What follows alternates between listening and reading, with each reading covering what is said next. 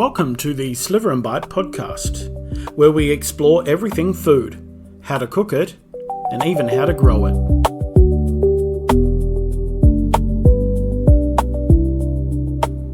Today I'm discussing bone broths. And let me tell you, up until 24 hours ago, I was gung-ho for broths. I couldn't wait to bring this podcast to you with the mysterious and amazing benefits that will completely fix your life. However, all it took was one TikTok, derailed the whole thing. Stick around to find out these profound findings. Bone broths, also known as Jewish penicillin, liquid gold, beef tea, pocket soup, bouillon, consommé. These are just a few descriptive words as to what bone broth is to many different cultures around the world. Let's get into the when, where, and why. So when? We're going back prehistoric, baby. Prehistoric hunter-gatherer societies. So this might just be the earliest form of foods that ever existed to mankind. As for the where, of course, it is a global effort. There are prehistoric hunter-gatherers in every corner of the globe as early as mankind existed. However, upon doing the research, the where really came back with China, Greece, and Europe. I guess these were the tribes and the societies that were way ahead of the rest. As for the why, it was down to necessity. You never knew when you were going to get your next meal, so they would use the whole animal, use it for its nutrient-rich benefits. The authentic ingredients, and quite honestly, it's not really changed a great deal from the Stone Age to where we are now. They used the bones, the connective tissue, cartilage, marrow, and some meat. As for the animal, let's do it in order of benefits. So, ruminants, which are hooved mammals, including cattle, sheep, and goats. And some of the benefits include collagen 1 and 3, gut and joint health, and is high in protein. Next up is poultry, chicken, duck, which is great for collagen 2, joint repair, and your immune system. And lastly, fish, which supports thyroid support, and iodine, which is great for brain health, regulating your metabolism, and is beneficial for pregnancy, assisting with brain development. Now, when it comes to what bones to use in your broth, when you're talking ruminants, so your cattle, you are looking for the long bones, like legs. They contain the yellow marrow, which is great for its anti-inflammatory properties, skin vitality due to the collagen, and skin elasticity. Still, with the cattle, the red marrow, which is contained in the ribs, vertebra, and pelvis. This is supporting your overall health, your immune and connective tissue systems. When it comes to the poultry, you are basically putting the whole carcass in. The feet and the head particularly will make your broth gelatinous, and that is because it's drawing out a lot of the collagen.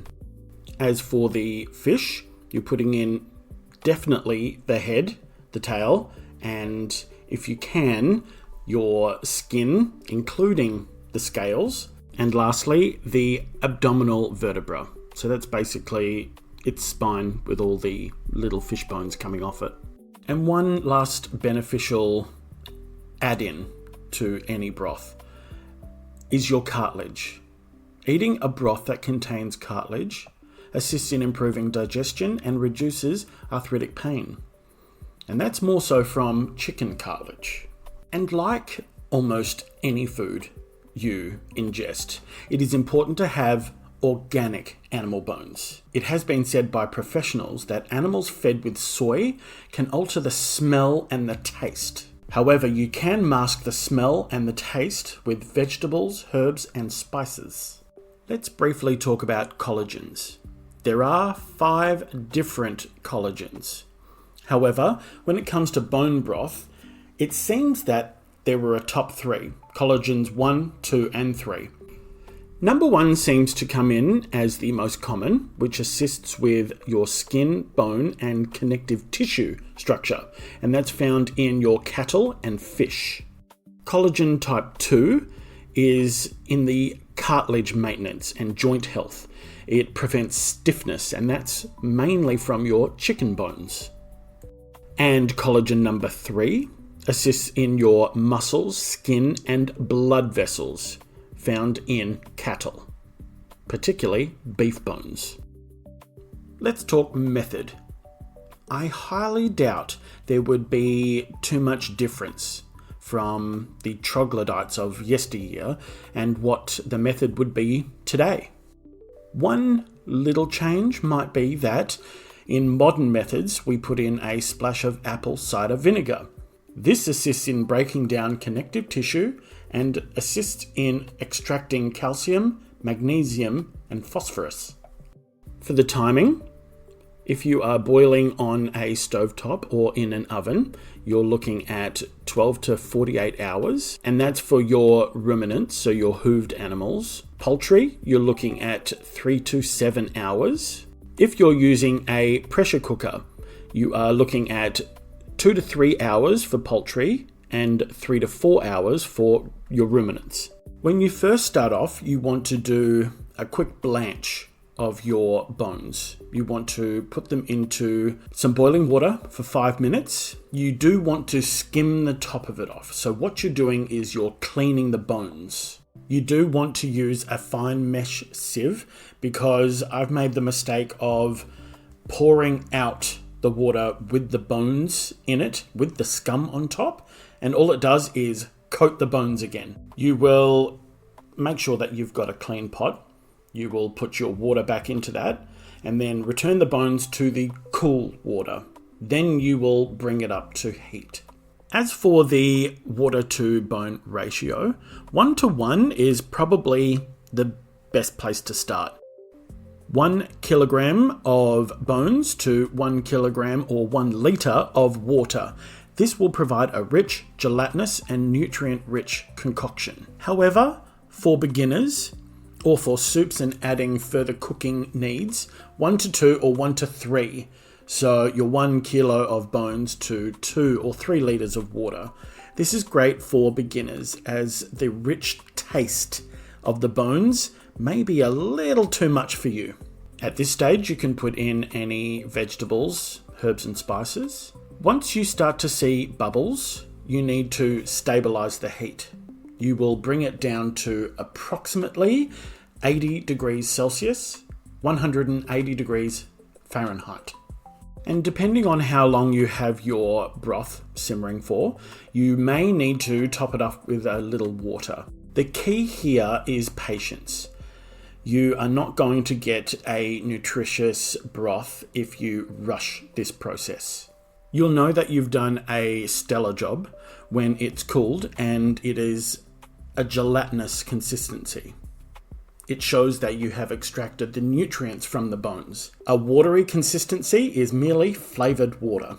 And there is every chance that the thought of bone broth turns your stomach a little bit. I mean, it is boiled bones. And for many people, it'll seem a little unnatural. To combat that, you can most definitely boil the bones with your herbs, spices, and some vegetables. Most commonly, it would be a mirepoix of carrot, onion, celery.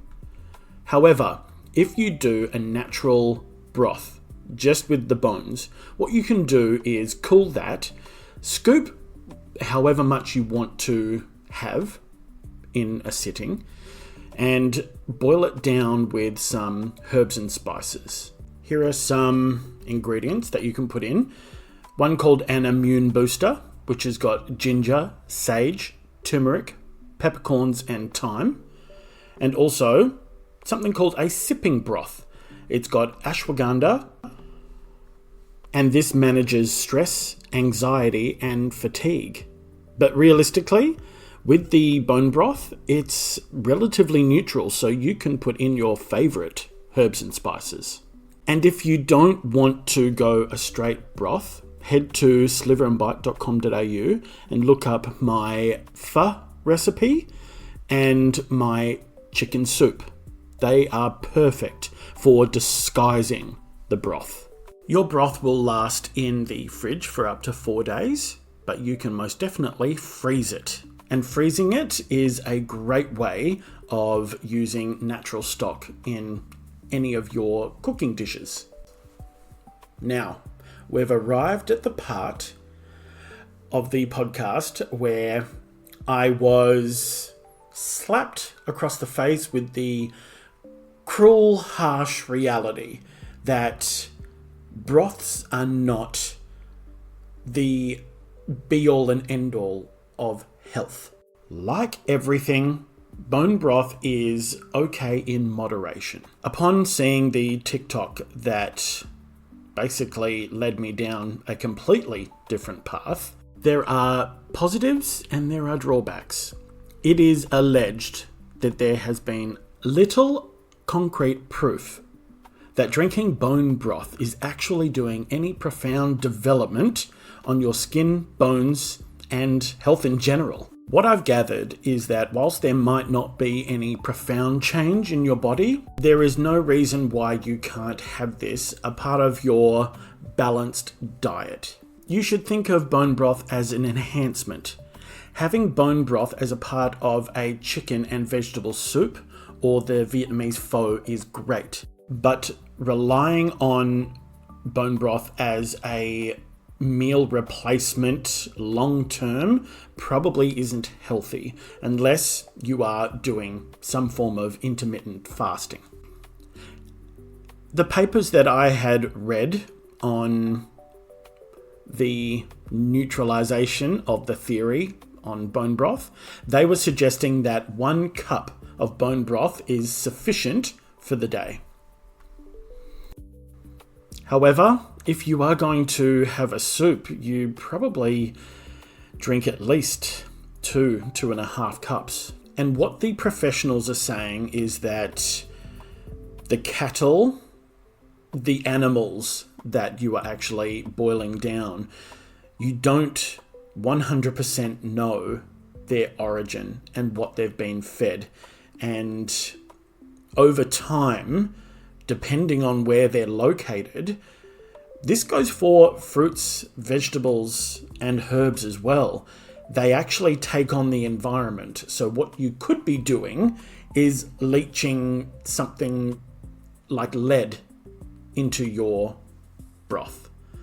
I know it's minimal, but the risk is there. So I have to say I'm extremely sorry that I had to round the podcast out with a little negativity there, but it's still a great form of cooking and it's a great way of using up any wastage. So it is well worth making bone broth, if not for the health benefits, but using up any wasted bones and vegetables and herbs.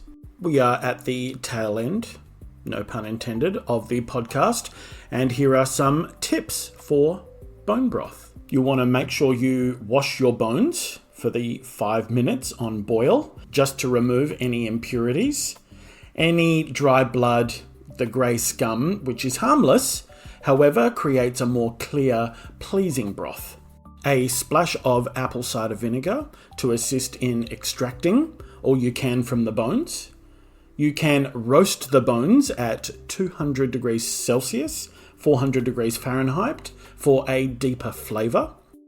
When doing chicken stock, use the chicken head and feet or knuckle and necks of the cattle to assist in creating a gelatinous and nutrient-rich broth with collagen. You'll want to start with cold water when you eventually go to do your long simmer, and then bring it up to heat. You want to keep it low and slow. This assists in a clear broth and optimal nutrient extraction. And lastly, for beginners, I recommend going to my pho recipe. This has some vegetables, spices, and it distracts from the taste of the bone. Thank you so much for listening to this episode of the Sliver and Bite podcast. You can head to sliverandbite.com.au to check out this and so many other recipes.